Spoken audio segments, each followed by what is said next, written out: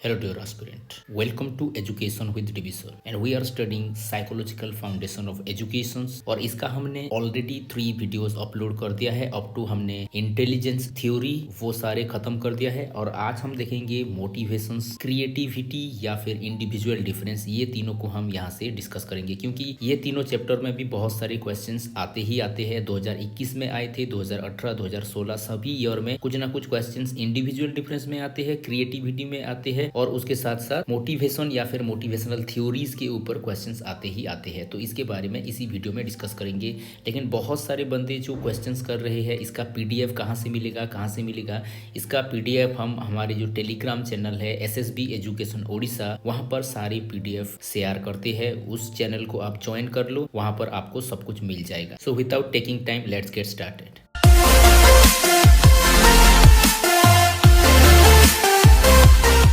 तो पहले हम पढ़ेंगे individual difference. What is individual difference? Individual difference का मतलब है, अगर आप संसार में देखोगे no two persons are alike, दो व्यक्ति कभी भी एक जैसे हो ही नहीं सकते। आप इमेजिन करो, दो ट्विन इवन भी आप देखो, दो ट्विन भी एक जैसे हो ही नहीं सकते। हालांकि वो सेम दिखते होंगे लेकिन उनका बिहेवियर अलग होगा, उनका रहन सहन अलग होगा, उनका वे ऑफ टॉकिंग अलग होगा, कुछ ना कुछ उसमें अलग रहेगा ही रहेगा। That indicates individual difference. हम में कुछ ना कुछ डिफरेंसेस होते ही होते हैं और वो डिफरेंस के चलते हम डिस्टिंग्विश कर पाते हैं, हम सेपरेट कर पाते हैं person to person. That is the unique individuality, that is the unique quality that makes us different. जो क्वालिटी हमें डिफरेंशिएट कर रहा है, that qualities are known as individual difference. Individual difference, okay.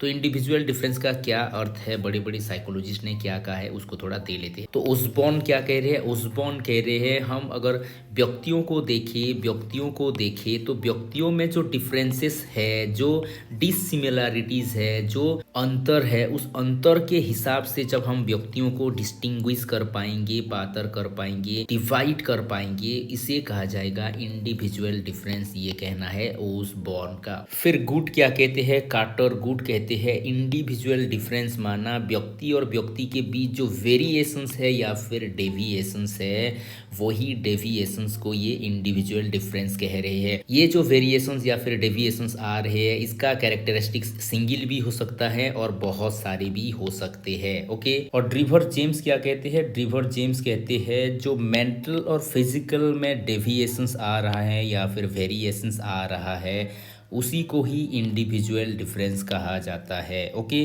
तो यहाँ का जिस्ट क्या है? यहाँ का जिस्ट है जो वेरिएशंस या फिर डेविएशंस है या फिर जो dissimilarities among person to person है, उसी के आधार पे हम जब व्यक्तियों को डिस्टिंग्विश कर पाते हैं, अलग अलग के रूप में देख पाते हैं, उसी को ही हम कह रहे हैं इंडिविजुअल डिफरेंस, ओके।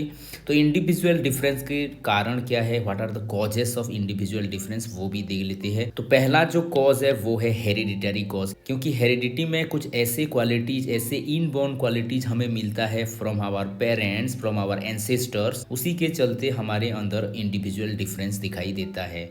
फिर है एनवायरनमेंट। एनवायरनमेंट के हिसाब से भी हमारे अंदर कुछ कुछ फेशियल क्वालिटी या फिर कुछ कुछ क्वालिटीज ऐसे आ जाते हैं जिससे इंडिविजुअल डिफरेंस हो सकता है, ओके। फिर सेक्स के चलते भी बहुत सारे डिफरेंसेस देखने को मिलते हैं, जैसे कि फीमेल में कुछ क्वालिटीज अलग होते हैं, मेल में कुछ क्वालिटीज अलग होती है। जैसे कि हम कहते हैं फीमेल में ज़्यादातर सहन शक्ति ज़्यादा होता है या फिर केयर करने की शक्ति ज़्यादा होता है, और मेल में ज़्यादातर आप देखोगे हार्ड वर्किंग, डेडिकेशंस का फीलिंग्स यहाँ पर ज़्यादा होता है। तो ये क्या है? ये इंडिविजुअल डिफरेंस को बता रहा है सेक्स के आधार पे, यानी कि मेल फीमेल के आधार पे भी बहुत सारे डिफरेंसेस हमको देखने को मिलता है।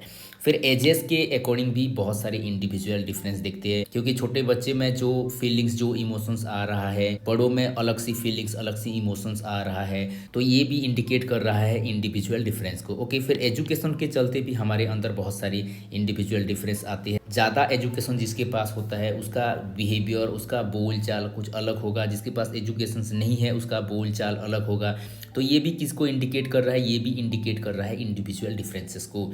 फिर सेल्फ के आधार पे भी बहुत सारे इंडिविजुअल डिफरेंसेस होते हैं। How do you perceive your self? आप अपने आप को किस नज़रिए से देख रहे हो, किस थॉट प्रोसेस से आप अपने आप को देख रहे हो, ये भी इंडिविजुअल डिफरेंस क्रिएट करता है। जैसे अभी एसएसबी एग्जाम होने वाला है, कोई 16 घंटा पढ़ रहा होगा, कोई 17 घंटा पढ़ रहा होगा, कोई 2-3 घंटा पढ़ रहा होगा, कोई क्रिकेट देख रहा है, वर्ल्ड कप देख रहा है और ऐसे वैसे करके 2-3 घंटा पढ़ रहा है, वो सोच रहा है ऐसे एसएसबी हो जाएगा। तो ये किसको इंडिकेट कर रहा है? ये सेल्फ को इंडिकेट कर रहा है। आप कितने सेल्फ कॉन्शियस हो, कितने सेल्फ मोटिवेटेड हो, या फिर कितने सेल्फ सस्टेन्ड हो, या फिर तो आपके अंदर कितना एराउजल है, ये इंडिविजुअल डिफरेंस को बता रहा है। आपका अलग हो सकता है और कोई बंदे का अलग हो सकता है और कोई तीसरे बंदे का भी अलग हो सकता है। That is what is called as individual difference. फिर कल्चर के आधार पे इंडिविजुअल डिफरेंस हो सकते हैं। कल्चर के आधार पे हमारे बिहेवियर सेप होते हैं, हमारे थिंकिंग सेप होते हैं, हमारे वे ऑफ लिविंग सेप होते हैं। तो इसी के आधार पे भी बहुत सारे इंडिविजुअल डिफरेंसेस देखने को मिलेंगे। फिर लास्ट है एबनॉर्मालिटीज़। एबनॉर्मालिटीज़ की चलते भी इंडिविजुअल डिफरेंस देखने को मिलता है। जैसे कि आप दिव्यांग बच्चों को देख लो, दिव्यांग बच्चे और नॉर्मल बच्चे में बहुत सारे डिफरेंसेस होते हैं। ये भी इंडिकेट कर रहा है इंडिविजुअल डिफरेंसेस का। तो इंडिविजुअल डिफरेंसेस के जो टाइप्स है उसके ऊपर भी बहुत सारे क्वेश्चंस आते हैं। जैसे कि intra individual difference, okay, individual difference, इसके ऊपर भी क्वेश्चंस आया था पिछले बार। और एक होता है इंटर इंडिविजुअल डिफरेंस, ओके।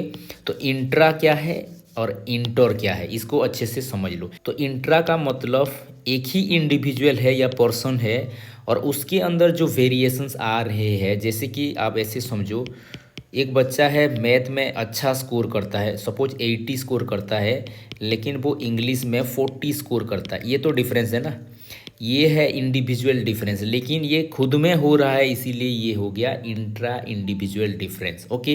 कोई सब्जेक्ट में अच्छा कर रहा है, कोई सब्जेक्ट में अच्छा नहीं कर रहा है। ये डिफरेंस जो आ रहा है ये व्यक्ति के अंदर आ रहा है, एक ही व्यक्ति के अंदर आ रहा है, इसीलिए इसको कहा जा रहा है इंट्रा इंडिविजुअल डिफरेंस। लेकिन यही डिफरेंस अगर पर्सन टू पर्सन आएगा तो ये हो जाएगा inter individual difference. Suppose person 1 है, पर्सन 2 है, ये इंग्लिश में 30 मार्क्स लाया है, ये इंग्लिश में 50 मार्क्स लाया है। ये दोनों में जो अंतर आ रहे हैं ये किसको सिग्निफाइज कर रहे हैं? ये इंडिविजुअल डिफरेंस को सिग्निफाइज कर रहे हैं, लेकिन अलग अलग पर्सन्स के हो रही है, इसीलिए ये होगा इंटर इंडिविजुअल डिफरेंस। इंटर मतलब डिफरेंट पर्सन्स, ऐसे आप सोच सकते हो, और इंट्रा मतलब सेम पर्सन्स में सोच सकते हो, ओके।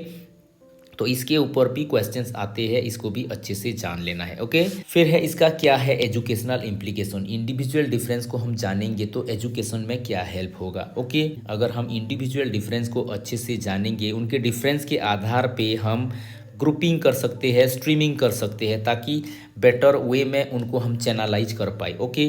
उसके साथ साथ कोरिकुलम में प्लानिंग कर सकते हैं इंडिविजुअल डिफरेंस के आधार पे। फिर इंडिविजुअल डिफरेंस के चलते हम बच्चों को बेटर वे में चैनलाइज कर सकते हैं, या फिर जो बुरे काम कर रहे हैं उनसे डिसिप्लिनरी ट्रीटमेंट दे सकते हैं ताकि बच्चे बेटर हो सके, ओके। तो ये भी एक काम हो सकता है। फिर एक काम है मेथड ऑफ टीचिंग। हमारे क्लासरूम में जितने वेराइटीज ऑफ बच्चे होंगे उसी के आधार पे हम मेथड्स एडॉप्ट करेंगे टीचिंग के लिए। फिर हो गया गाइडेंस, जितने वेरिएशंस होंगे इंडिविजुअल डिफरेंस के आधार पे हम उनको बेटर गाइड कर सकते हैं। अगर हमको मालूम होगा बच्चा का क्वालिटी क्या है, कहाँ पर डिफरेंसेस है, क्या वेरिएशंस है, उसी के आधार पर हम उसको बेटर गाइडेंस दे सकते हैं, ओके। तो फिर है मोटिवेशंस। मोटिवेशंस क्या है? मोटिवेशंस जो शब्द है लैटिन वर्ड मूवर से आया है, कहीं कहीं पर MOVER होता है, ओके। MOVER कहीं कहीं पर होता है, कहीं कहीं पर MOVER भी होता है। तो मूवर का मतलब है टू मूव, मूव करना, गतिशील होना, यही है मोटिवेशंस, ओके। तो मोटिवेशंस एक ऐसा इंटरनल फोर्स है जो कि हमें क्या करता है, हमें एक्सीलरेट करता है ताकि हम एक बेटर रेस्पॉन्स दिखाए, बेटर बिहेवियर दिखाए। फिर है मोटिवेशंस। देखो मोटिवेशन जो वर्ड है, मोटिवेशंस जो वर्ड है, मोटिव प्लस एक्शन, ये 2 वर्ड से आ रहा है। मोटिव का मतलब है उद्देश्य या फिर एम, ओके। और एक्शंस का मतलब हो गया वर्क। तो गोल डायरेक्टेड एक्शंस या फिर मोटिव डायरेक्टेड एक्शंस या फिर एम डायरेक्टेड एक्शंस ही तो मोटिवेशंस है। मोटिवेशंस क्या करता है? तो मोटिवेशंस क्या है? मोटिवेशंस हमारे एम की तरफ गोल डायरेक्टेड बिहेवियर करने में हमको मदद करता है, इसीलिए मोटिवेशंस माना मोटिव प्लस एक्शंस, ओके। तो बड़े बड़े साइकोलॉजिस्ट ने मोटिवेशंस को कैसे डिफाइन किया है वो भी थोड़ा देख लेते हैं। ओके, अगर हम देखेंगे मेडसन को, मेडसन का एक बहुत ही फेमस बुक है जो कि है थ्योरी ऑफ मोटिवेशंस, और वहाँ पर उन्होंने 24 डिफरेंट टाइप ऑफ डेफिनेशंस दिया है मोटिवेशंस के ऊपर। ओके, तो मोटिवेशंस क्या है? ब्लेयर कहते हैं मोटिवेशंस वह प्रोसेस है जहाँ पर लर्नर का जो इंटरनल एनर्जी है या फिर नीड है वो डायरेक्टेड होता है हमारे गोल्स की तरफ या फिर ऑब्जेक्ट्स की तरफ, ये कहना है ब्लेयर की। ओके, फिर स्किनर क्या कहते हैं? मोटिवेशंस लर्निंग का वो सिस्टम है जहाँ पर अराउजिंग होगा, परसिस्टिंग होगा, सस्टेनिंग होगा या फिर डायरेक्टिंग होगा डिजायरेबल बिहेवियर का, ये कहना है स्किनर का। ओके, फिर देख लेते हैं मोटिवेशनल साइकिल, इसके ऊपर भी क्वेश्चंस आते हैं। तो हॉल का जो मोटिवेशनल साइकिल है वो पहले देखेंगे, उसके बाद हम देखेंगे मस्लो का। ओके, पहले नीड रहता है, नीड से ही सभी का स्टार्ट होता है। मोटिवेशंस का जो पहला फाउंडेशन है वो है नीड। जब तक नीड हमें नहीं होगा हम आगे बढ़ने की कोशिश ही नहीं करेंगे।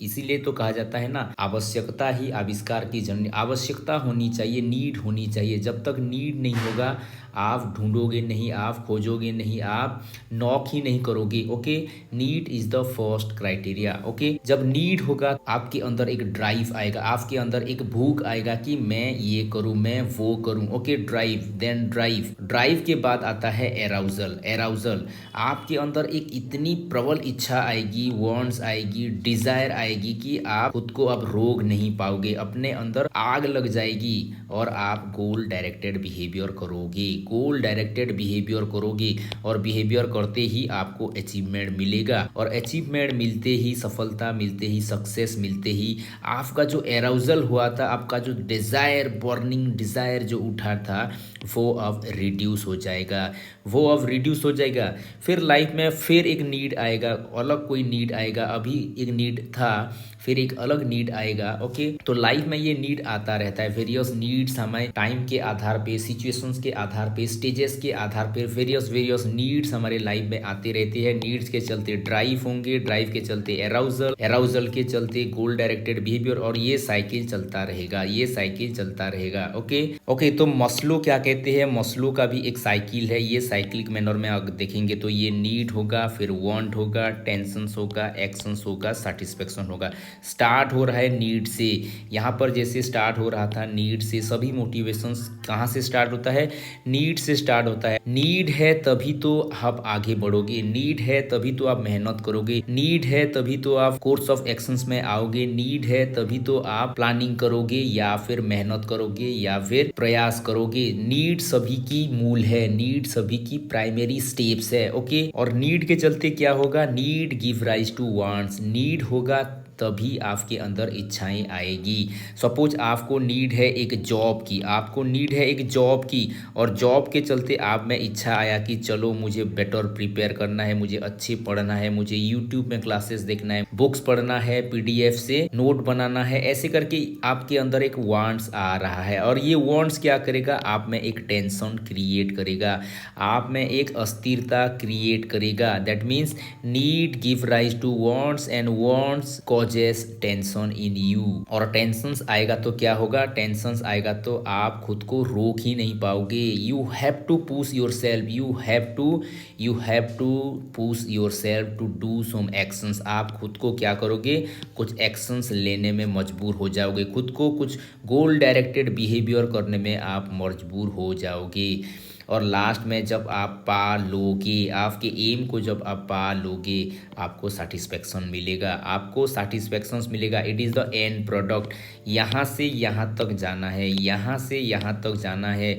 जॉब की नीड से जॉब पाने तक की यात्रा को कहा जा रहा है मोटिवेशंस, ये कहना है मस्लो का। ओके, फिर टाइप्स ऑफ मोटिवेशंस भी देख लेते हैं। टाइप ऑफ मोटिवेशंस में भी क्वेश्चंस आते हैं, इसको भी अच्छे से जान लो। ओके, टाइप्स ऑफ मोटिवेशंस, अगर हम नीड के हिसाब से देखें तो मोटिवेशंस दो प्रकार के होते हैं, primary motivations and secondary motivations. Need क्या आवश्यकता है, तो प्राइमरी मोटिवेशंस क्या है? प्राइमरी मोटिवेशंस माना वो चीज़ें जो हमारे प्राइमरी नीड्स के लिए, बेसिक नीड्स के लिए चाहिए ही चाहिए, जैसे कि हंगर हो गया, थ्रस्टी हो गया, स्लीप हो गया, सेक्स हो गया, पेन को अवॉइड करने की इच्छा हो गई, ये सारे के सारे किसको इंडिकेट कर रहा है? ये इंडिकेट कर रहा है प्राइमरी नीड्स की। प्राइमरी नीड्स की मूल नीड्स है भाई, आप बिना खाना के रह नहीं सकते, आप बिना पानी के रह नहीं सकते, खाना हो गया, पानी हो गया, ये क्या है? ये बेसिक नीड्स है, बेसिक नीड्स है, ये प्राइमरी नीड्स है, इसीलिए इसको कहा जा रहा है प्राइमरी मोटिवेशंस। ओके, और प्राइमरी मोटिवेशंस ज़्यादातर आप देखोगे बेसिक्स लेवल के होते हैं, बेसिक्स लेवल के होते हैं, और ये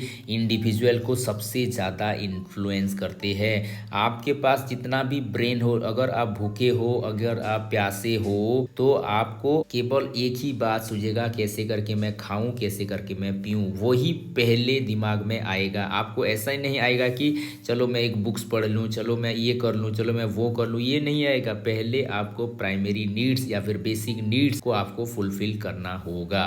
तो ये हो गया प्राइमरी मोटिवेशंस। और प्राइमरी मोटिवेशंस ज़्यादातर प्रिजर्वेशन ऑफ सेल्फ, खुद को बचाने की ये कोशिश करेगा, खुद के ऊपर ये ज़्यादातर केंद्रित होगा। ओके, फिर दूसरा जो है सेकेंडरी मोटिवेशन। सेकेंडरी मोटिवेशंस क्या है? सेकेंडरी मोटिवेशंस ये दूसरे प्रकार के मोटिवेशंस है, ये बेसिक नीड्स के ऊपर का ये मोटिवेशंस है। ओके, इसको कहा जाता है लर्न मोटिवेशंस, लर्न मोटिवेशंस, और ये इंडिविजुअल टू इंडिविजुअल डिफरेंट होते हैं।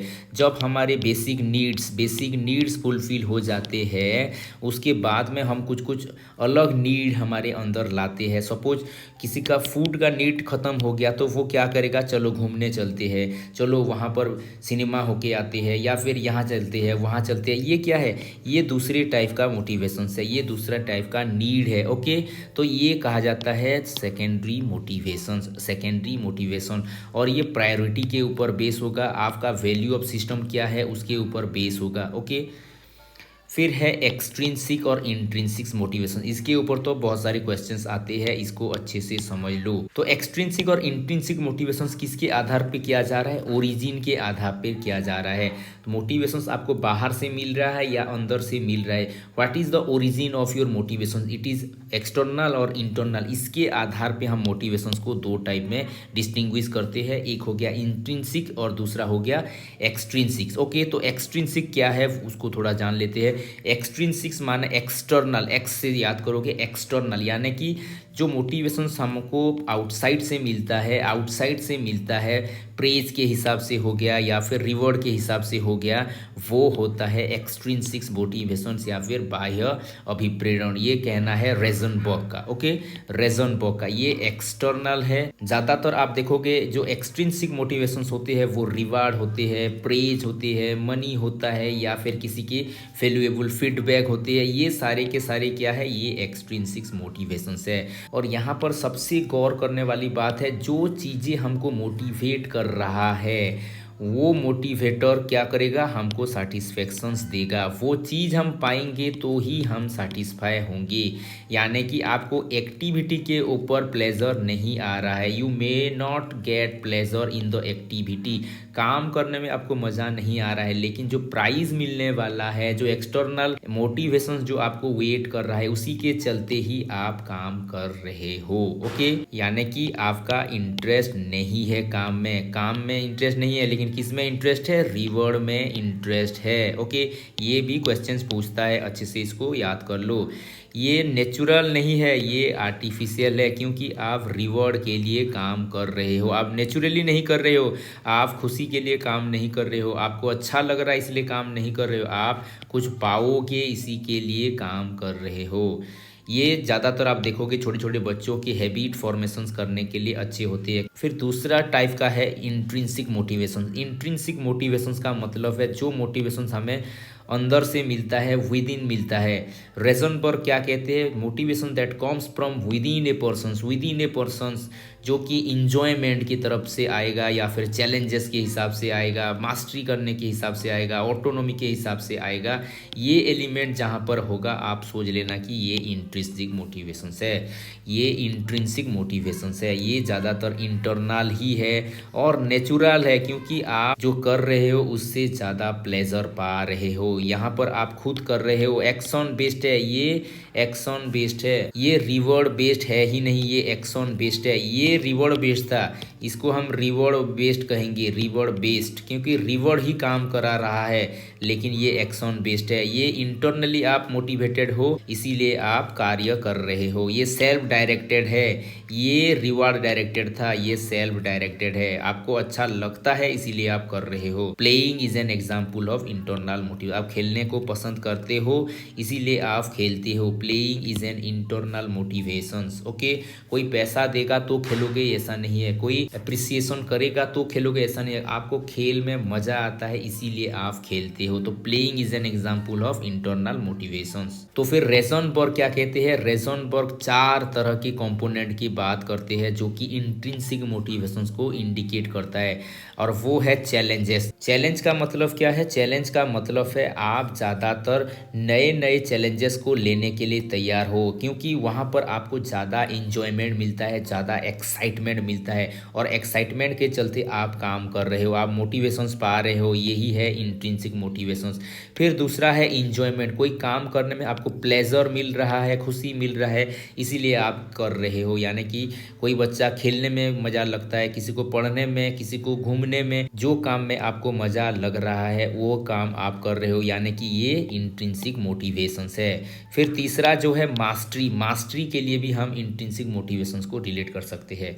तो क्या है मास्टरी? मास्टरी का मतलब एक काम में आपने इतना पकड़ बना लिया है, इतना गहराई में आप चले गए हो कि उस काम को करने में आपको सबसे ज़्यादा मज़ा आ रहा है। ये सेंस ऑफ प्राइड जैसा ही है, सेंस ऑफ प्राइड जैसा ही है। जो काम बहुत लोग कर नहीं पाते आप कर पा रहे हो तो आपको सबसे ज़्यादा खुशी मिलता है वो काम करने के लिए। ओके, फिर लास्ट में हो गया ऑटोनोमी या फिर सेल्फ डिटर्मिनेशन। सेल्फ डिटर्मिनेशन भी चौथा कंपोनेंट है इंट्रिंसिक मोटिवेशंस का। यानी कि ये जो 4 कंपोनेंट ये बता रहे हैं, ये 4 मेजर कॉजेस है, मेजर कॉजेस है। इसी के चलते ही हमारे अंदर इंट्रिंसिक मोटिवेशंस आता है। ओके, और थ्योरी ऑफ मोटिवेशंस को लेकर पिछली बार क्वेश्चंस आया था, 2018 में भी एक क्वेश्चंस आया था, इसको अच्छे से पढ़ लो। ओके, तो पहला जो थ्योरी है वो है pawn theory. Pawn theory, pawn का मतलब ताश का पत्ता होता है ना, ताश का पत्ता, ताश के पत्ते को लोग खेलते हैं। तो ये थ्योरी भी क्या कहता है?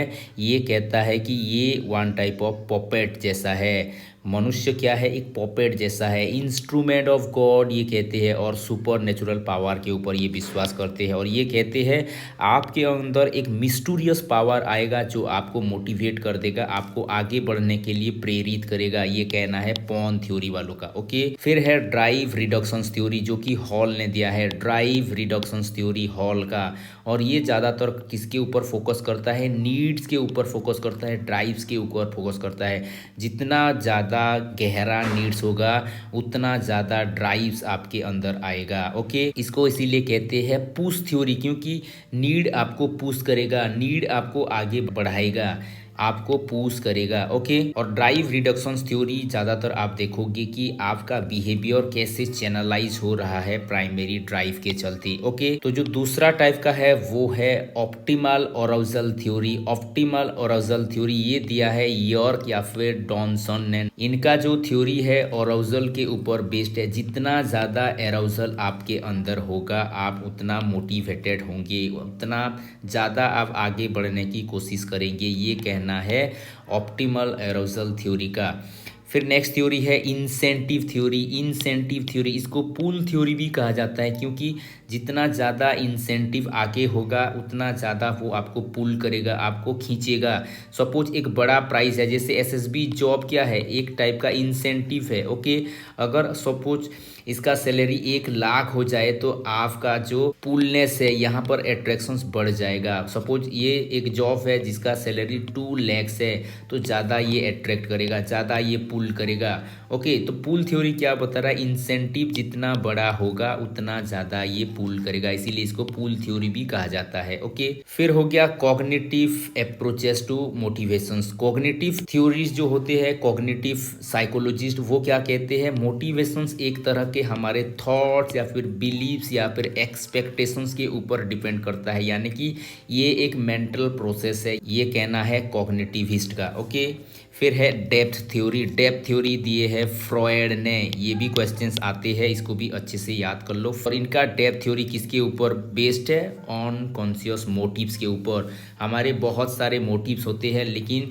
फ्रॉयड कहते हैं जो अनकॉन्शियस मोटिव है ना, ये हमें आगे बढ़ाता है, अनकॉन्शियस मोटिव। ओके, और ये तो 2021 में क्वेश्चंस आया था। इंस्टिंक्ट थ्योरी, इंस्टिंक्ट थ्योरी किसने दिया है? मैकडॉगल ने दिया है, मैकडॉगल ने दिया है। और इंस्टिंक्ट क्या कहता है? हमारे अंदर जो बेसिक इंस्टिंक्ट होते हैं ना, ये बेसिक इंस्टिंक्ट ही हमें मोटिवेट करता है। बेसिक इंस्टिंक्ट माना सपोज हंगर एक बेसिक इंस्टिंक्ट है, हंगर एक बेसिक इंस्टिंक्ट है। हंगर क्या करेगा? अगर किसी को भूख लग रही है तो वो कोई भी बात सुनेगा ही नहीं, उसको सिर्फ और सिर्फ खाना ही चाहिए। जो इंस्टिंक्ट होते हैं ना, बहुत ही कोर लेवल की ये थॉट है, कोर लेवल की ये नीड है। और मैकडॉगल 14 बेसिक इंस्टिंक्ट को 14 इमोशंस के साथ जोड़ के मोटिवेशंस को बताते हैं, एक्सप्लेन करते हैं। ये पिछली बार आया था। ओके, ये इस बार आने की संभावना है। ये सारों को अच्छे से आप पढ़ लो, क्योंकि एक थ्योरी तो हर साल आता ही आता है। डायरेक्ट पूछ देता है ये थ्योरी किसने दिया है। ओके,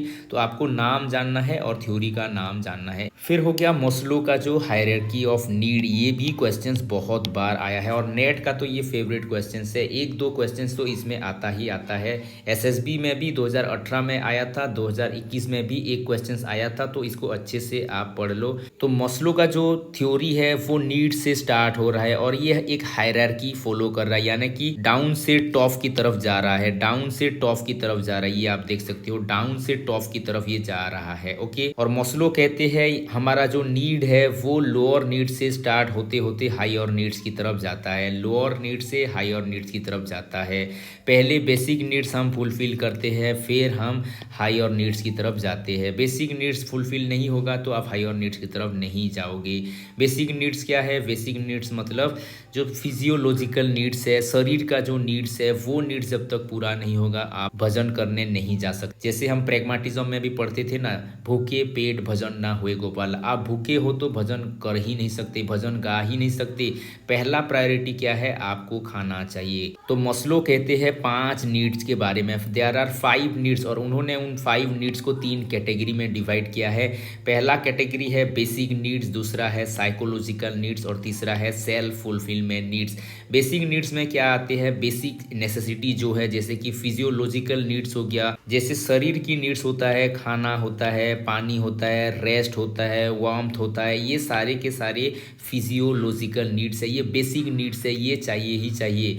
जब ये पूरा हो जाता है फिर हम दूसरे नीड्स की तरफ जाते हैं, वो है सेफ्टी नीड्स। सिक्योरिटी चाहिए हमें, सेफ्टी चाहिए हमें। फिर ये नीड पूरा होगा तो हम बिलोंगिंगनेस या फिर लव नीड में जाएंगे, जहाँ पर हमको बेटर रिलेशनशिप्स चाहिए, बेटर फैमिली चाहिए, फैमिली में लव केयर अटेंशन चाहिए। ओके, ये नीड पूरा होगा तो फिर नेक्स्ट नीड में जाएंगे, जो कि है स्टीम नीड। स्टीम नीड मतलब जहाँ पर हम प्रेस्टीज चाहिए, अप्रूवल चाहिए, फीलिंग ऑफ एकम्प्लिशमेंट चाहिए, और ये भी फुलफिल हो गया तो लास्ट जो होता है वो होता है सेल्फ एक्चुअलाइजेशन। सेल्फ एक्चुअलाइजेशन यानी कि आप अपने फुल पोटेंशियल में अब आ गए हो। मस्लो ये चारों को कहते हैं डी नीड्स। डी नीड्स मतलब डिफिशियंसी, सीएनसी को ये बता रहा है, डिफिशियंसी को बता रहा है। और लास्ट जो है वो है जी नीड्स, यानी कि ग्रोथ नीड्स। ग्रोथ नीड, ये भी क्वेश्चंस आते हैं। ये लास्ट वाला ग्रोथ नीड्स है, और बाकी 4 वाले जो है डिफिशियंसी नीड है, क्योंकि हमारे अंदर कुछ तो डिफिशियंसी है, इसीलिए हम ये ढूंढ रहे हैं। फिजियोलॉजिकल नीड्स है, ये डिफिशियंसी है। सेफ्टी एक मेजर कंसर्न है, ये भी डिफिशियंसी है। बिलोंगिंगनेस भी, हम केयर लव अटेंशन चाह रहे हैं, ये भी डिफिशियंसी है। प्रेस्टीज भी चाहना, ये भी डिफिशियंसी है। लेकिन सेल्फ एक्चुअलाइजेशन ये डिफिशियंसी नहीं है। ये सब कुछ फुलफिल हो गया तो आप जो फुलफिलमेंट की स्टेज में चले गए हो वो है सेल्फ एक्चुअलाइजेशन, यानी कि ये ग्रोथ नीड है, ग्रोथ नीड है। ओके, तो इसको ग्रोथ कहा जाता है, इसको डिफिशियंसी कहा जाता है। ओके, फिर जो नेक्स्ट थ्योरी हो गया वो है ईआरजी थ्योरी। ईआरजी थ्योरी, और ईआरजी थ्योरी दिए है एल्डर फेयर ने, ये दिया है, एल्डर फेयर ने ये थ्योरी दिया है। ईआरजी थ्योरी, ई का मतलब है एग्जिस्टेंस, आर का मतलब रिलेटेडनेस, और जी का मतलब ग्रोथ। ये ज़्यादातर इंडिकेट कर रहा है मस्लो का जैसे हायरार्की ऑफ नीड है, इसी को ही ये बेस करके इन्होंने अपना थ्योरी दिया है। तो पहला ये बताते हैं एग्जिस्टेंस। एग्जिस्टेंस मतलब खुद की एग्जिस्टेंस के लिए जो चाहिए वो है एग्जिस्टेंशियल नीड्स, यानी कि ये बेसिक नीड्स ही है। आपको ज़िंदा रहने के लिए भोजन चाहिए, पानी चाहिए, रेस्ट चाहिए, ये सारे चाहिए, ये बेसिक नीड्स है। Basic needs and safety needs को ये बता रहे हैं एग्जिस्टेंस नीड। फिर दूसरा है रिलेटेडनेस। रिलेटेडनेस में आ रहा है सोशल नीड्स, सामाजिक नीड्स, और लास्ट में है ग्रोथ। ग्रोथ का मतलब हो गया अचीवमेंट नीड्स। तो ये जो मस्लो का दो प्रकार के पहले होते हैं ना, साइकोलॉजिकल नीड्स और सेफ्टी नीड्स, इसमें आ रहे हैं। फिर जो मस्लो का 3 और 4 जो है, ये 3 और 4 इसमें आ रहे हैं। बिलोंगिंगनेस और एस्टीम नीड्स इसमें आएगा, और लास्ट में जो अचीवमेंट ये बता रहे हैं ना, ये सेल्फ एक्चुअलाइजेशन को ये बता रहे हैं। ओके, तो ये हो गया एल्डोर्फेर का ERG थ्योरी। फिर है 2 factor theory of motivations. Motivations के 2 फैक्टर थ्योरी। हमने 2 फैक्टर थ्योरी इंटेलिजेंस में पढ़ा था, इंटेलिजेंस में पढ़ा था। S factor, G factor, S factor, G factor. इन्होंने क्या किया था, इन्होंने एक स्टैटिस्टिकल मेथड यूज किया था। कौन है वो?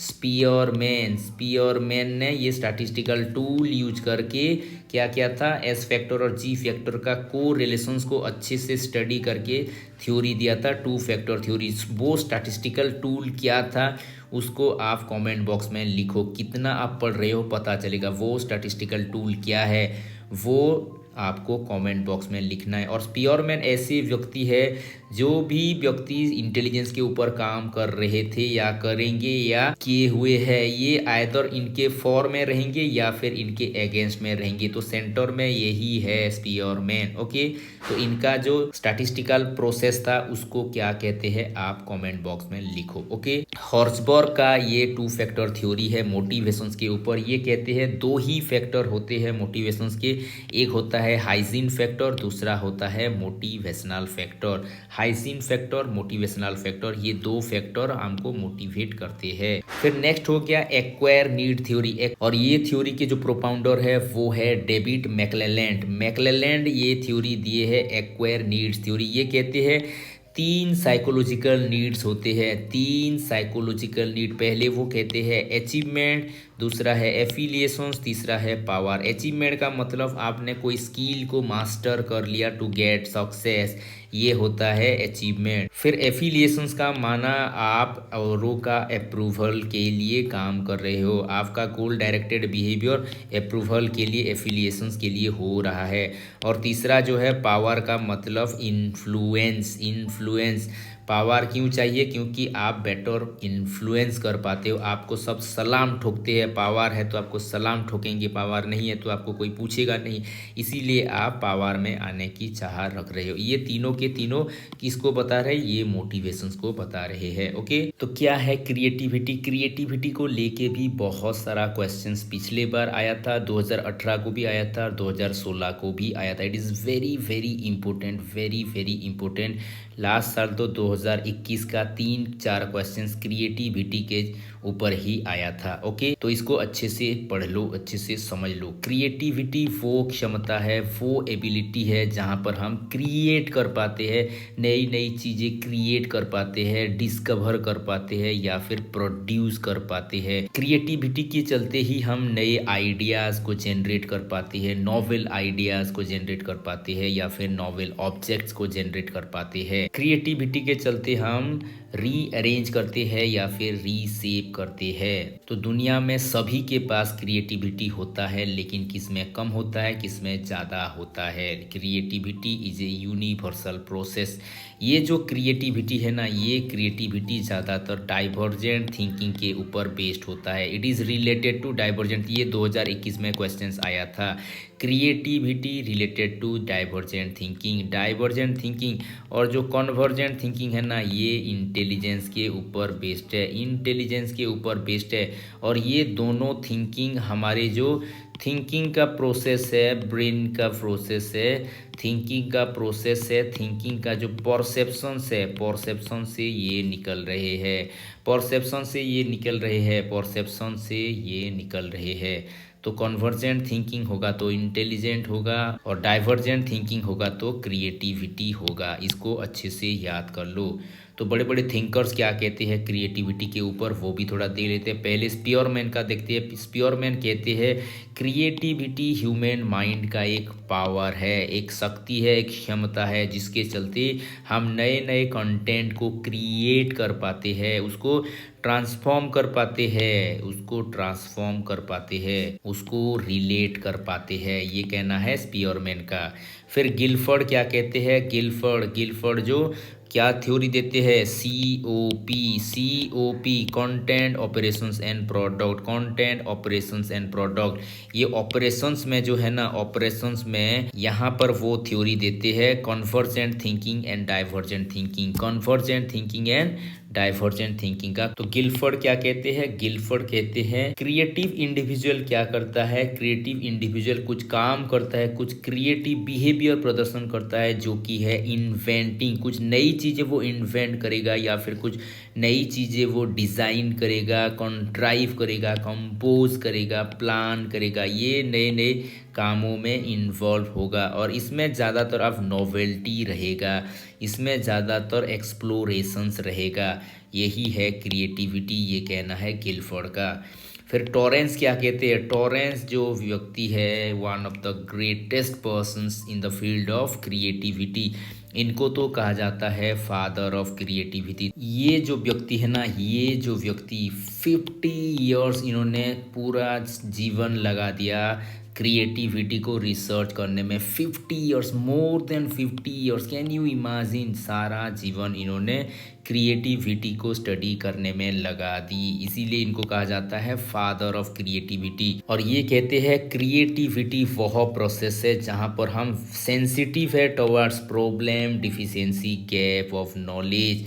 हम प्रॉब्लम को सॉल्व करने की कोशिश कर रहे हैं, डिफिशियंसीज को हटाने की कोशिश कर रहे हैं, गैप को भरने की कोशिश कर रहे हैं। We are very very sensitive to problems, deficiencies and gap of knowledge. जो मिसिंग एलिमेंट्स है, जो डिसहार्मोनी है, उसको हम फाइंड करने की कोशिश कर रहे हैं। ओके, उसको हम आइडेंटिफाई करने की कोशिश कर रहे हैं, उसके लिए हम सॉल्यूशन क्रिएट करने की कोशिश कर रहे हैं, हाइपोथेसिस क्रिएट कर रहे हैं, पॉसिबल सॉल्यूशंस क्रिएट करने की कोशिश कर रहे हैं। यही है क्रिएटिविटी, ये कहना है टॉरेंस का। ओके, तो क्या है क्रिएटिविटी के वेरियस कॉन्सेप्ट, उसको भी जान लेते हैं। रोजर कहते हैं क्रिएटिविटी एक टैलेंट है, टैलेंट है तभी तो वो मल्टीपल वे में सोच पा रहा है।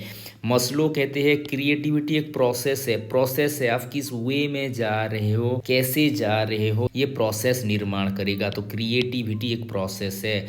थॉस्टन कहते हैं क्रिएटिविटी नया आइडिया है, नोवेल आइडिया है, यूनिक आइडिया है। फिर गेटजेल कहते हैं क्रिएटिविटी का मतलब है नया चिंतन, यानी कि न्यू थिंकिंग।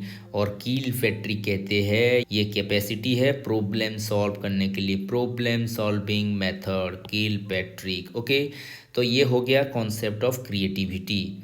अगर क्रिएटिविटी को आपको समझना है तो आपको कन्वर्जेंट थिंकिंग और डाइवर्जेंट थिंकिंग, ये दोनों को समझना पड़ेगा। कन्वर्जेंट थिंकिंग क्या है, आप एक ही तरह से सोच रहे हो, सभी प्रॉब्लम को एक ही नज़रिए से देख रहे हो, एक ही वे में सॉल्व कर पा रहे हो, दूसरे प्रोस्पेक्ट्स तो आपके पास है ही नहीं। ये है कन्वर्जेंट थिंकिंग।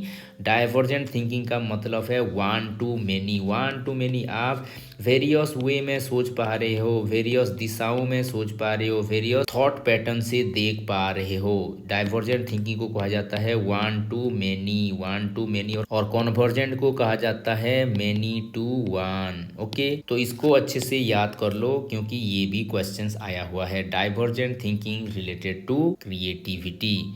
तो क्रिएटिविटी और इंटेलिजेंस में क्या संबंध है, इसको भी थोड़ा जान लेते हैं। Every intelligent persons may not be creative. Intelligence होना माना क्रिएटिव होना ये नहीं है। इंटेलिजेंस और क्रिएटिविटी दोनों अलग अलग चीज़ें हैं। हो सकता है क्रिएटिव पीपुल कुछ इंटेलिजेंट हो, या फिर इंटेलिजेंट पीपुल कुछ क्रिएटिव हो, लेकिन सभी इंटेलिजेंट व्यक्ति क्रिएटिव नहीं होते। Every intelligent persons may not be creative. लेकिन इसका रिवर्स अगर करेंगे, जो क्रिएटिव है उसमें कुछ ना कुछ इंटेलिजेंस होता ही होता है, ये कहना है गिलफर्ड का।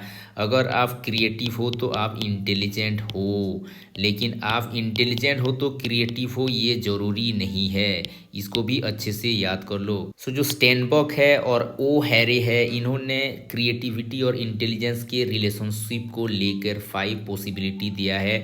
वो पहले कहते हैं creativity is a part of intelligence. कुछ कुछ जगह में देखे गए हैं creativity is a part of intelligence, यही भी सत्य है।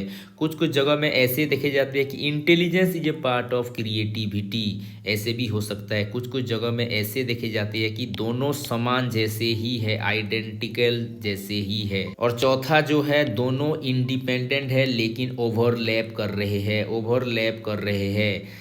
और लास्ट जो है they are completely unrelated, ऐसे भी हो सकते हैं। इन्होंने बहुत सारे लोगों के ऊपर एक्सपेरिमेंट किए, बहुत सारे लोगों के ऊपर रिसर्च किए और तभी जाके इन्होंने 5 स्टेटमेंट दिए हैं। ओके, तो क्रिएटिविटी और इंटेलिजेंस के ऊपर क्वेश्चंस तो ज़्यादा नहीं आते हैं, लेकिन इसको थोड़ा देख लेना। ओके, फिर हो गया नेचर ऑफ क्रिएटिविटी। क्या है क्रिएटिविटी का नेचर? क्रिएटिविटी एक मेंटल एबिलिटी है, मेंटल प्रोसेस है, माइंड के द्वारा ये ऑपरेट हो रहा है। क्रिएटिविटी यूनिवर्सल है, ये सभी जगह पाए जाते हैं। ऐसा नहीं कि कोई समूह या फिर कोई व्यक्ति के अंदर ही ये मिलेगा और दूसरी प्रजाति, दूसरे समूह या फिर दूसरी जगह में नहीं मिलेगा, ऐसा नहीं है। क्रिएटिविटी इज यूनिवर्सल, सभी जगह आपको क्रिएटिव पीपुल मिलेंगे। क्रिएटिविटी वो एबिलिटी है जहाँ पर हम कुछ नए चीज़ों की खोज करते हैं, नए आइडिया, नए चीज़ें हो गया, नई थिंकिंग हो गया, नए प्रोसेसेस हो गया, नई थ्योरी, नई आइडिया, नोवेल्टी या फिर न्यूनेस यहाँ पर ज़्यादा आता है। ओके, क्रिएटिविटी कभी कभी इनेट भी होता है, एक्वायर भी होता है। इनेट भी होता है यानी कि बाय बॉर्न क्रिएटिविटी कुछ कुछ बच्चे में आता है, या फिर कुछ कुछ बच्चे कोई कोई ट्रेनिंग लेते लेते या फिर काम करते करते सीखते सीखते ज़्यादा क्रिएटिव हो जाते हैं। तो इसके चलते हम कह सकते हैं कि ये कभी कभी इनेट भी है और एक्वायर भी है। फिर जो नेक्स्ट पॉइंट बता रहा है, सभी व्यक्तियों में क्रिएटिविटी रहता है, लेकिन किसमें कम रहता है, किसमें ज़्यादा रहता है, किसमें मीडियम रहता है। और क्रिएटिविटी माना डाइवर्जेंट थिंकिंग। डाइवर्जेंट थिंकिंग ये तो बहुत बार क्वेश्चंस आया है। डाइवर्जेंट थिंकिंग माना वन टू मेनी का कॉन्सेप्ट, एक ही प्रॉब्लम है उसको वेरियस वे में देख पा रहे हो, सोच पा रहे हो, मल्टीपल प्रोस्पेक्ट्स में आप उसको जांच कर पा रहे हो, देख पा रहे हो, यही है डाइवर्जेंट थिंकिंग, यही है क्रिएटिविटी। आप एक प्रॉब्लम का 1000 सॉल्यूशंस दे पा रहे हो, यही तो है ना क्रिएटिविटी। फिर है स्टेजेस ऑफ क्रिएटिविटी, ये भी बहुत ही इंपॉर्टेंट है, क्वेश्चंस आते हैं, इसको भी अच्छे से याद कर लो। क्रिएटिविटी के 4 स्टेजेस होते हैं, 4 स्टेजेस। ये कहने वाले पहले व्यक्ति थे ग्राहम वालस।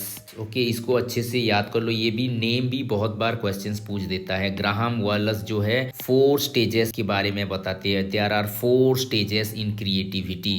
पहला जो स्टेज है वो है प्रिपरेशन। प्रिपरेशन स्टेज में हम क्या करते हैं, हम प्रॉब्लम को जानते हैं, समझते हैं, अंडरस्टैंड करते हैं, उसको सॉल्व करने के लिए इंफॉर्मेशंस गैदर करते हैं, नॉलेज गेन करते हैं, उस नॉलेज के आधार पे उसको एनालाइज करते हैं, बहुत ही रिगरस वे में, कॉन्शियस वे में उसके ऊपर चिंतन करते हैं, मनन करते हैं, प्रॉब्लम को सॉल्व करने की कोशिश करते हैं। ये हो गया पहला स्टेज। इसको आप एक ही वर्ड में याद कर सकते हो, कॉन्शियस एफर्ट। कॉन्शियस एफर्ट यहाँ पर ज़्यादा लगेगा। Okay, conscious effort.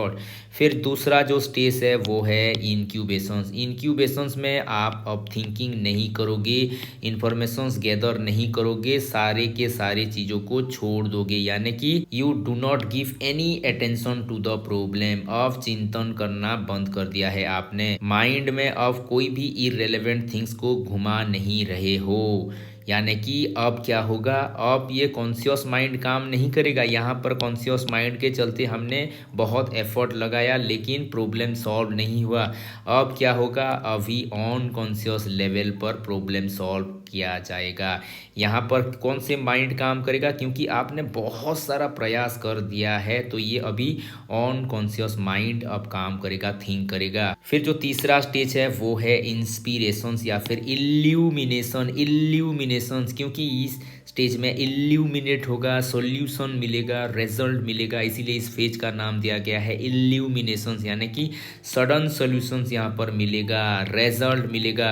कोई कोई ऐसा भी कहता है ये है आहा मोमेंट। आहा मोमेंट क्योंकि यहाँ पर आपको सडन सॉल्यूशंस मिल रहा है। आप बहुत दिनों से परेशान थे कोई प्रॉब्लम को लेके, वो उत्तर नहीं मिल रहा था, बहुत कॉन्शियसली आपने एफर्ट कर दिया था, अनकॉन्शियसली भी आपके दिमाग सपनों में भी वो प्रॉब्लम आ रहा था, वो सॉल्व होने की कोशिश कर रहा था, लेकिन वहाँ पर भी सॉल्व नहीं हो रहा था और अचानक आपको सॉल्यूशंस मिल गया। इसी को ही कहा जा रहा है आहा मोमेंट। आर्किमिडीज का जो यूरेका यूरेका कॉन्सेप्ट है ये इसी से ही रिलेट कर रहा है। और जो लास्ट स्टेज है वो है वेरिफिकेशंस। जब हमारे पास रिजल्ट आ जाता है उसको हम वेरीफाई करते हैं, इसको हम इवैल्यूएट करते हैं, पता करते हैं कि ये राइट है या नहीं है। जो सडन सॉल्यूशंस हमारे माइंड में आया है वो राइट है या नहीं है उसको वेरीफाई करते हैं। अगर वेरीफाइड हो गया, राइट रिजल्ट है, तो हम उसको एक्सेप्ट करते हैं, नहीं तो उसको रिजेक्ट कर देते हैं। फिर जो नेक्स्ट है गिलफर्ड का भी 4 इंपोर्टेंट एस्पेक्ट ऑफ क्रिएटिविटी है। 4 एस्पेक्ट, ऊपर में जो था वो 4 स्टेजेस, इसको भी अच्छे से याद करो, 4 स्टेजेस। और गिलफर्ड का जो है 4 एस्पेक्ट, ओके एस्पेक्ट्स, इसको भी अच्छे से याद कर लो। ये कहते हैं फ्लुएंसी, ये भी क्वेश्चंस आया हुआ है, fluency, flexibility, originality and elaborations. Fluency का मतलब क्या है? फ्लुएंसी का मतलब है आपके दिमाग में आइडियाज रैपिड वे में आ रहे हैं। ये REPEAT नहीं है, ये है RAPID, rapid. Rapid comes of idea, बहुत ही रैपिड वे में आइडियाज आ रहा है, आइडियाज अनगिनत आपके दिमाग में आ रहा है, कॉन्टिन्यूस आ रहा है, रैपिडली आ रहा है, इसको कहेंगे फ्लुएंसी। बहुत सारे आइडियाज का जनरेट होना, यही है फ्लुएंसी।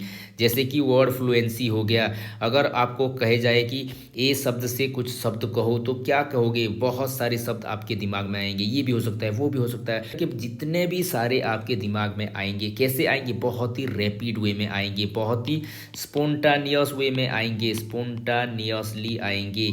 और यही बता रहा है फ्लुएंसी स्टेज को। यहाँ पर हम क्या कर पा रहे हैं? एसोसिएट कर पा रहे हैं, लिंक कर पा रहे हैं with the ideas, with the ideas को हम लिंक कर पा रहे हैं प्रॉब्लम के साथ, क्योंकि हमको कहा गया है ए से शब्द खोजो, ए से शब्द खोजो, तो ए को रिलेट करके हम शब्द निकाल रहे हैं, यानी कि ए के साथ एसोसिएट करके, लिंक करके हम शब्द ढूंढ रहे हैं या फिर शब्द बाहर कर रहे हैं। ओके, तो शब्द निकाल रहे हैं, तो ये हो गया फ्लुएंसी।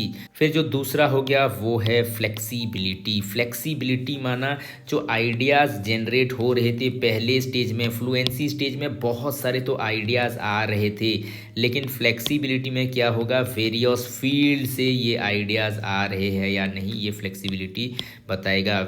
कितने ज़्यादा फील्ड से आ रहे हैं, कितने वेराइटीज़ ऑफ फील्ड से आ रहे हैं, आप कितना वेराइटीज से थिंक कर पा रहे हैं, ये फ्लेक्सिबिलिटी को बताता है। आप जितना ज़्यादा फील्ड से रिलेट करके थिंक कर पाते हो, आप उतना ज़्यादा क्रिएटिव हो।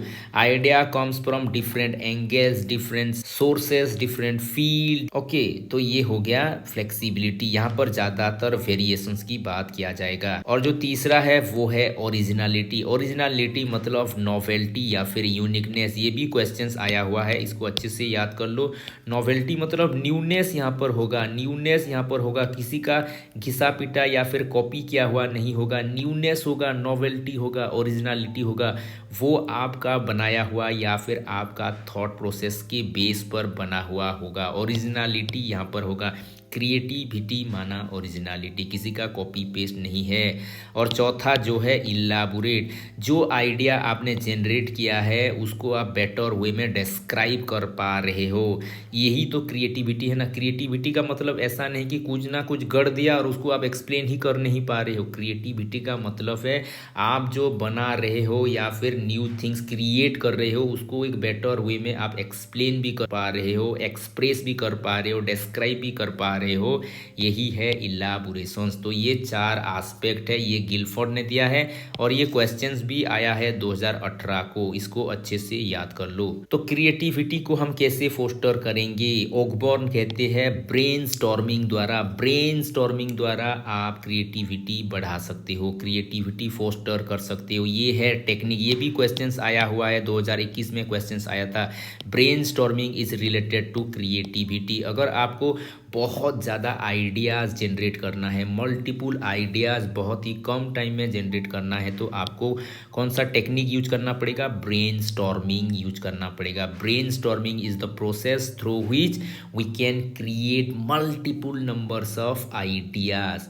इसीलिए जो कॉरपोरेट सेक्शंस में होते हैं या फिर बड़े बड़े बिजनेसमैन होते हैं, वो क्या करते हैं, अपने एम्प्लॉय को बुला लेते हैं और ब्रेनस्टॉर्मिंग कराते हैं, कैसे हमारी कंपनी आगे जाएगा, एक साल में कैसे इतना ग्रो करेगा, ऐसे करके क्वेश्चंस इनपुट कर देते हैं और सभी से वो आइडिया लेते हैं। सभी का आइडिया ब्रेनस्टॉर्मिंग के द्वारा जनरेट किया जाता है, उसको लिखा जाता है। ओके, फिर गिलफोर्ड क्या कहते हैं? गिलफोर्ड कहते हैं क्रिएटिविटी तो डाइवर्जेंट थिंकिंग है, तो हमारे अंदर अगर डाइवर्जेंट थिंकिंग का स्किल आ जाए तो हम क्रिएटिविटी को ज़्यादा फोस्टर कर सकते हैं।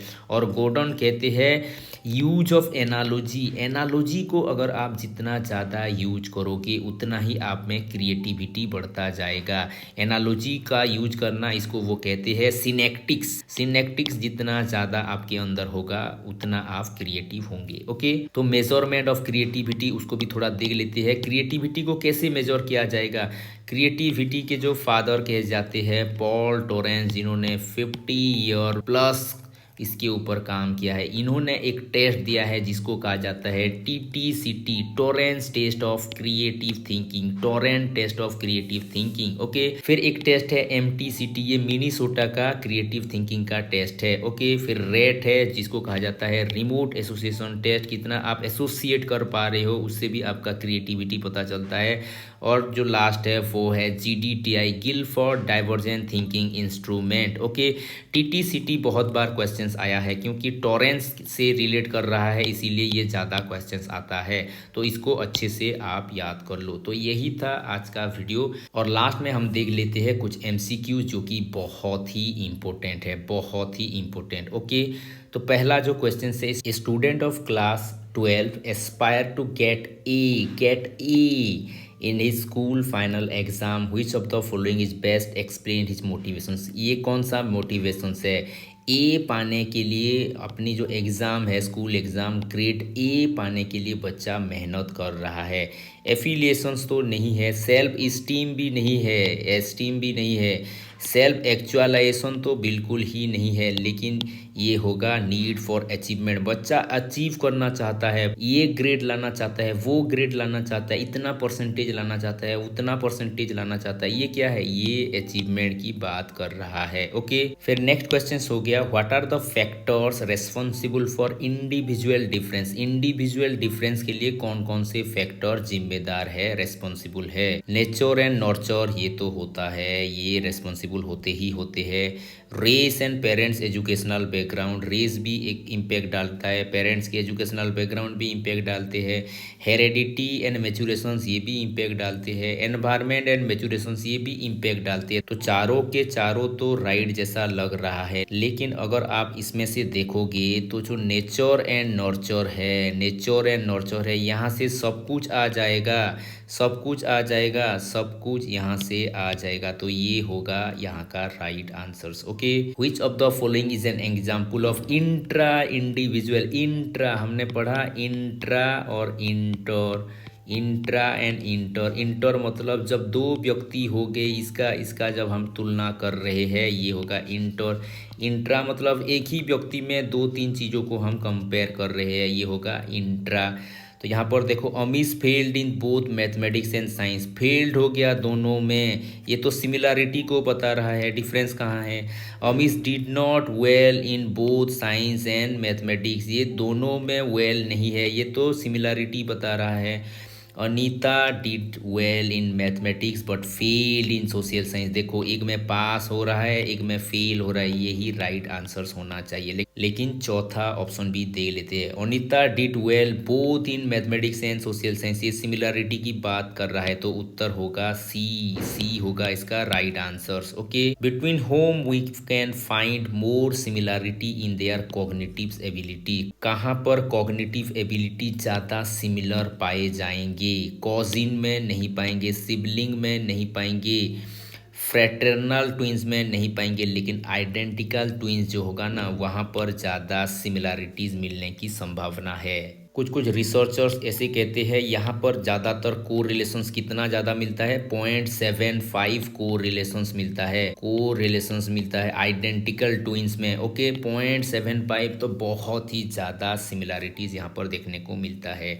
Which of the following is the most significant implications of individual difference? Individual difference का implications क्या है? टीचर सेंट्रिक अप्रोच नहीं है, कंटेंट सेंटर अप्रोच ये नहीं होता, ओके, एग्जामिनेशन सेंटर ये भी नहीं होता, लेकिन लर्नर सेंटर ये हो जाएगा। क्योंकि तो हम जितना ज़्यादा इंडिविजुअल डिफरेंस को जानेंगे उतना बेहतर से हम बच्चों को हैंडल कर पाएंगे। What should not be followed by a teacher for meeting individual difference. देखो, 2018 में इंडिविजुअल डिफरेंस के ऊपर 4 क्वेश्चंस आए थे। Okay, what should not be followed by a teacher for meeting individual difference in the class. What should not का है, क्या नहीं होगा, टीचर क्या नहीं करेगा to meet individual difference in the class. Classroom में इंडिविजुअल डिफरेंस को मद्देनजर रखते हुए टीचर क्या नहीं करेगा। तो यहाँ पर 3 ऐसे ऑप्शन होगा जहाँ पर टीचर क्या करना चाहिए दिया हुआ होगा, और एक ऐसा ऑप्शन होगा जो टीचर नहीं करना चाहिए, उसको हमको आइडेंटिफाई करना है। ओके,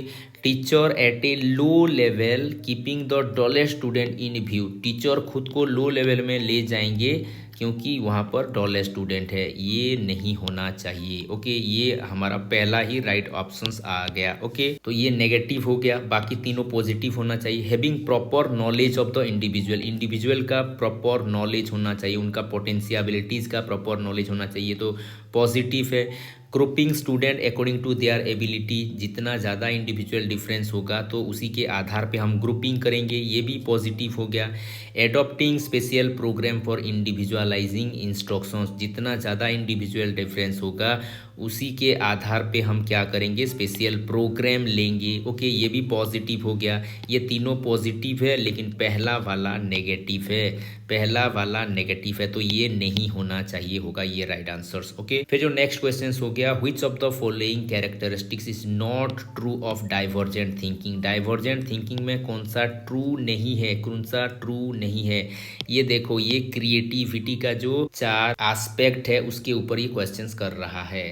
फ्लेक्सिबिलिटी होता है, फ्लेक्सिबिलिटी ऑफ आइडियाज़ होता है, नॉवेल्टी होता है, फ्लुएंसी होता है, लेकिन करेक्टेडनेस ऑफ आइडिया ये नहीं होता। ओके, फ्लेक्सिबिलिटी तो रहेगा, बहुत ज़्यादा फील्ड से ये आएगा, नॉवेल्टी तो रहेगा यानी कि ओरिजिनलिटी तो रहेगा, फ्लुएंसी मतलब बहुत ज़्यादा आइडियाज़ का जनरेट होना, ये तीनों तो रहता है, लेकिन करेक्टेडनेस ये नहीं रहता। ओके, इसके बदले क्या होता है, इसके बदले होता है इलाबोरेशन, इलाबोरेशंस होता है। ओके, अगर आपका न्यू आइडिया है, आपका ओरिजिनल आइडिया है, तो आप उसको बेटर वे में इलाबोरेट कर पाओगे। ओके, फिर जो नेक्स्ट क्वेश्चन है ये 2021 में क्वेश्चन आया था। देखो, मोटिवेशन थ्योरी के ऊपर डायरेक्ट क्वेश्चंस आ रहे हैं। इंस्टिंक्टिव थ्योरी किसने दिया है? इंस्टिंक्टिव थ्योरी दिए है विलियम मैकडॉगल ने, विलियम मैकडॉगल। ये भी क्वेश्चंस बहुत ही इंपॉर्टेंट क्वेश्चन है। मोस्लो ने हायरार्की ऑफ नीड थ्योरी दिया है, फ्रॉयड ने दिया है डेप्थ थ्योरी, फ्रॉयड ने दिया है डेप्थ थ्योरी। ओके, और जो मैकक्लेलैंड है ये एक्वायर नीड थ्योरी दिए है, acquire need theory. Okay, which of the following techniques help to develop creativity. बच्चों में क्रिएटिविटी कैसे डेवलप होगा? ग्रुप वर्क के द्वारा नहीं होगा, लेकिन ब्रेनस्टॉर्मिंग, ब्रेनस्टॉर्मिंग वो प्रोसेस है जिसके चलते हम क्रिएटिविटी ज़्यादा डेवलप कर पाते हैं। क्वेश्चन आंसर सेशन नहीं होगा, कोलैबोरेटिव लर्निंग नहीं होगा, ब्रेनस्टॉर्मिंग ही राइट आंसर है। डाइवर्जेंट थिंकिंग एबिलिटी किसके साथ एसोसिएट है? क्रिएटिव थिंकिंग के साथ एसोसिएटेड है। डायरेक्ट क्वेश्चंस आ रहे हैं, देखो हर साल 3-4 क्वेश्चंस इसी के अंदर आ रहे हैं। अच्छे से इसको पढ़ना है, अच्छे से इसको जानना है। Creativity refers to divergent thinking. देखो एक ही बार एक ही क्वेश्चंस को कितना बार घुमा घुमा के दिया है, divergent thinking, creative thinking, creative thinking, divergent thinking. देखो एक ही क्वेश्चंस एक ही बार 2 बार 3 बार भी आ रहा है, तो अच्छे से इसको पढ़ लो। ऊपर ऊपर का ही क्वेश्चन से ज़्यादा डीप क्वेश्चंस पूछ ही नहीं रहा है एसएसबी में। अगर आप 2016 से 18 21 सभी सालों का भी देख लो तो सभी सालों में क्या होता है, सभी ईयर में ऊपर ऊपर के ही क्वेश्चंस दे रहे हैं, फंडामेंटल क्वेश्चंस ही दे रहे हैं। आपको ज़्यादा गहराई में जाना नहीं है, बस कॉन्सेप्ट को अच्छे से क्लियर कर लेना है। अगर आपका कॉन्सेप्ट क्लियर है तो आपका एसएसबी एग्जाम आराम से क्लियर हो जाएगा। ओके, और जो लास्ट क्वेश्चन है, which of the following is not an example of inter individual difference. Inter individual difference, inter का मतलब क्या है, दो प्रकार के इंडिविजुअल डिफरेंस हमने पढ़ा, एक होता है इंट्रा, एक होता है इंटर। इंट्रा का मतलब एक ही पर्सन है और इसके अंदर ही डिफरेंसेस आ रहे हैं, कोई कम है कोई ज़्यादा है, एक ही पर्सन्स में आ रहे हैं इंट्रा। और इंटर का मतलब दो पर्सन्स अलग अलग है और दोनों में कंपेयर हो रहा है, इसमें कम है इसमें ज़्यादा है, इसको कंपेयर किया जा रहा है, तो वो होगा इंटर।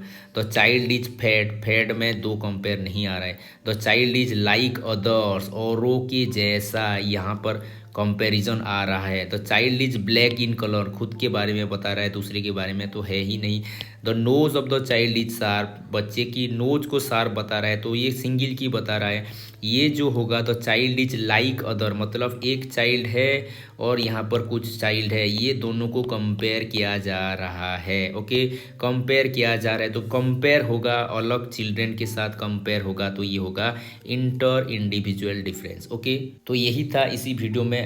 और इसके बाद जो वीडियो आने वाला है वो लर्निंग थ्योरी के ऊपर आएगा और एक वीडियो पर्सनैलिटी के ऊपर आएगा। 2 वीडियो में ये चैप्टर को ख़त्म करेंगे और उसके बाद हम इवैल्यूएशंस और रिसर्च का पेपर स्टार्ट करेंगे। So thank you for watching, have a nice day.